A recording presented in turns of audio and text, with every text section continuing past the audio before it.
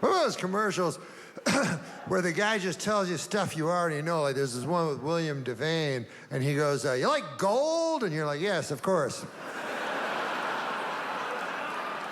You should buy a big bar of gold and put it in your safe. You go, well, I wish I could. That'd be very nice.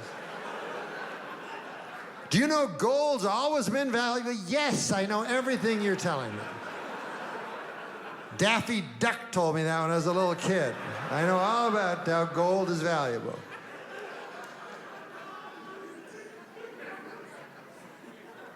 There's one that I don't understand, but it's called reverse mortgage. I never heard of one of these fucking things. And it has a guy on it, and he goes, I'm a guy.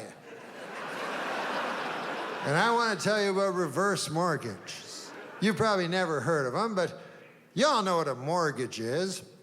That's when you and your loved one, you get together a grub stake, you know, a little bit of money, and by God, you put it down on a piece of land or a house, you know? And then every month you pay what's called a mortgage, you know, which is some money to the bank. And then 20 years pass or 30, and you have a big party with your friends, and all your kith and kin come, and you burn the mortgage, and by God, you own a piece of the American dream. Anyways, this is the complete opposite. So, we'd be glad to send you some brochures. It's a picture of you with no shelter.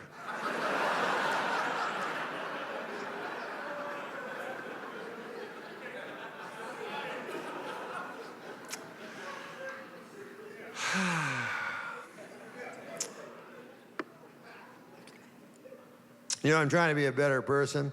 I don't know if you're religious or not. I'm sort of half religious, half not. I try to obey the commandments. And it's funny that some of the commandments are very easy to obey, and some are very difficult. You know what I'm saying? Like, thou shalt not kill. Well, that's pretty easy to obey that, you know? But then there's other ones that are really hard to obey. Like there's one that says, thou shalt not covet thy neighbor's ox. And now, I have this old scraggly fucking ox.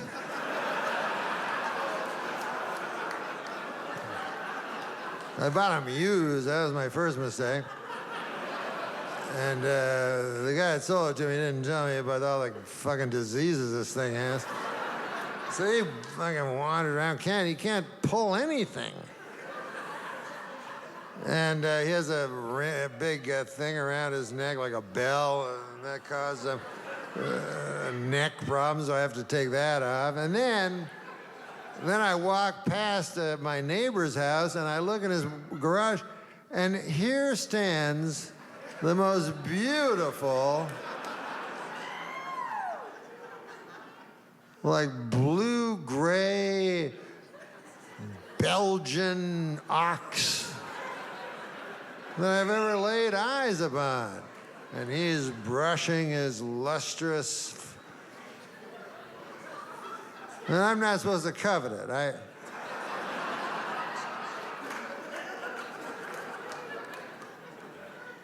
Thou shalt not bear false witness. That's a tough one. But it's good, you know, not to lie. But it's very, very hard, you know, not lying. Because you want people to like you, and you know what I mean? All kinds of reasons to lie. I thought of a way of not lying, and I'll share it with you if you like. You can tell the truth, word for word, absolutely true. But when you do it, you use a sarcastic accent. So I'll give you an example. Like your wife goes, hey, I noticed at dinner you were looking at my sister. You're not attracted to my sister, are you? And then you go, oh, yes. I forgot to tell you, I'm attracted to your sister. She's like, all right, Henry, never mind. You go, no, why? It's true. I want to fuck her. Hey, the only reason I married you was to fuck your sister, right? She's like, nah, I shouldn't have brought it up. No, why wouldn't you bring it up? I mean, you're the victim of this whole thing. I remember at the vows, I kept thinking, I am going to seduce every member of my wife's family. Regardless of gender, I'm gonna fuck all of them. Then afterwards, I'm gonna invite them over to the house and set it on fire, killing them all. And then I'm gonna move on to the next town where I do it again. It's like, all right, Henry, we don't need to hear. You don't have to be like this. Why? Why?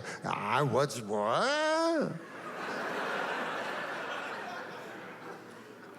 You're the good person in this scenario.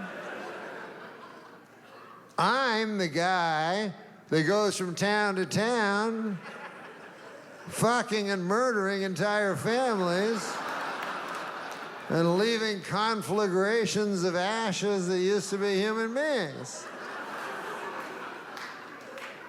I'm the most savage and prolific serial killer that ever was, and I've just never been found out yet, that's all. You know, just go to sleep. Yeah, I'll go to sleep. Or maybe I'll buy kerosene all night.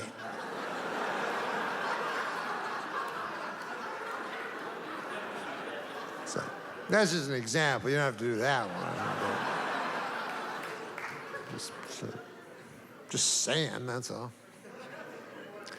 But listen, there's important things going on in the world. It's raining in the forests. And I don't want to get too political with you, but it's a true fact.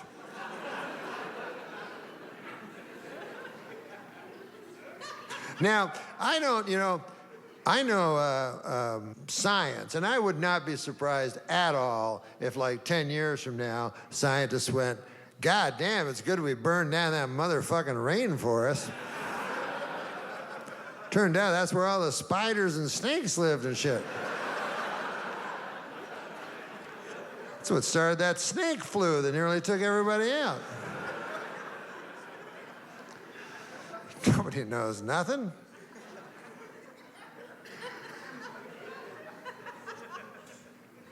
But, you know, you're supposed to crunch up cans, and I think it's a good thing.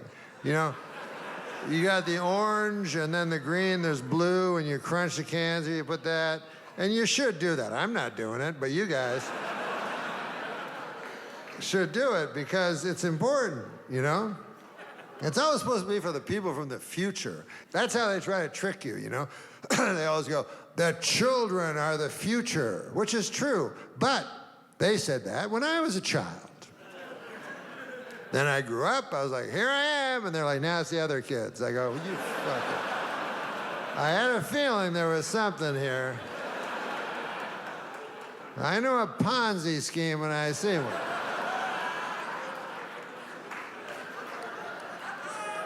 Now it's the other children.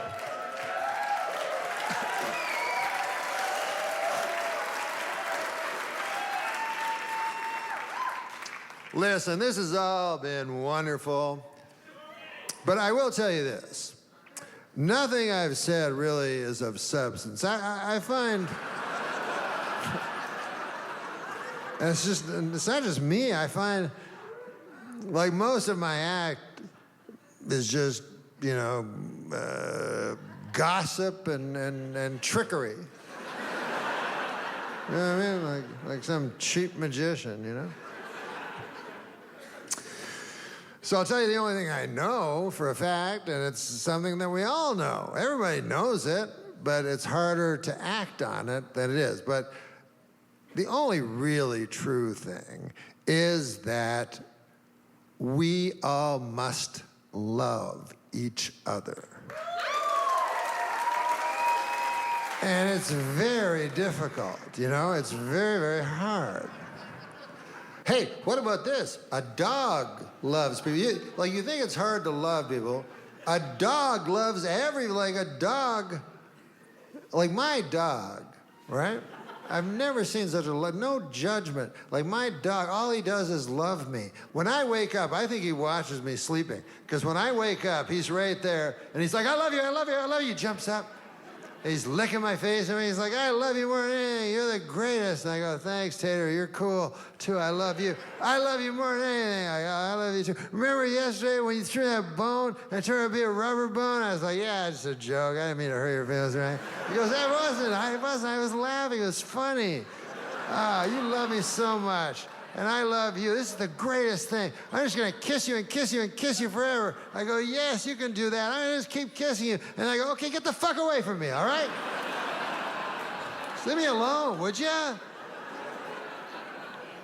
I got to write shit into a magic phone and stuff. I got no time for this. Fucking dog stuff. And then my dog goes, you're right. I find you, and I love you, but I just push too hard. I push and I push and I push and I push you away. I'm no good. I'm no damn good.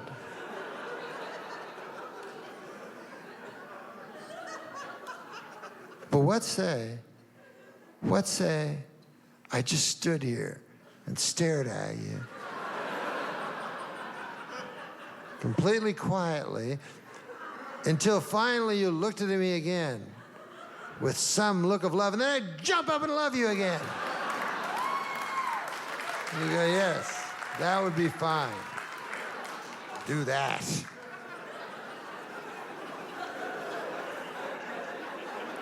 They don't judge dogs. We judge, all our love comes with caveats, there's no such thing as unconditional love with human beings. But dogs, they don't care. They love. Hitler had a dog. Now you think of that. I'm no fan of Hitler. I never liked him. I didn't like him before it was cool not to like him. But there was a dog in history who loved Hitler more than anyone. He would wake up in the morning, go, where's Hitler? And Goering or something would go like, he's not here, he's doing some evil stuff. I've explained to you, he spends most of his time doing evil stuff. You can't see him that often. He goes, okay, I don't know. I'm not trying to, listen, Goering, I love you. I love Mengele, I love everybody. All of you guys are the greatest. But it's just Hitler is the greatest man who's ever lived.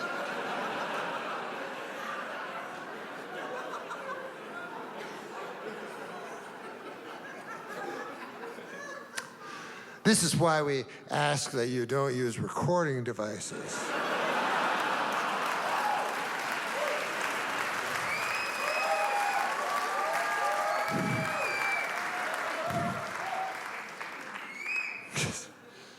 I don't want to be with fucking Harvey Levin tomorrow or something. Did you say Hitler was the great? And what would be my fucking answer? I go, no, it was a dog. That wouldn't work. I'd be fucked. But I'll be goddamned if I'm going to end a special talking about Hitler. Yeah, that's what I'm going to do. And a special, I'm going to call my special Hitler's Dog.